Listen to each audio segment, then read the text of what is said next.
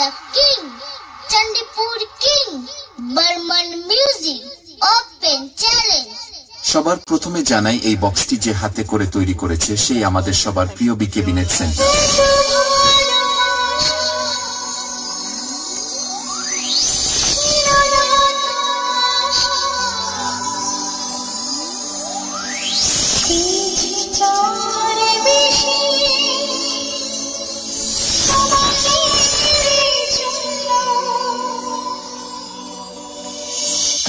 এরপরে জানাই সাউন্ড সিস্টেমের টেকনিশিয়ান এআর অডিও রাজেশ দা ও অডিও গৌতম দাকে।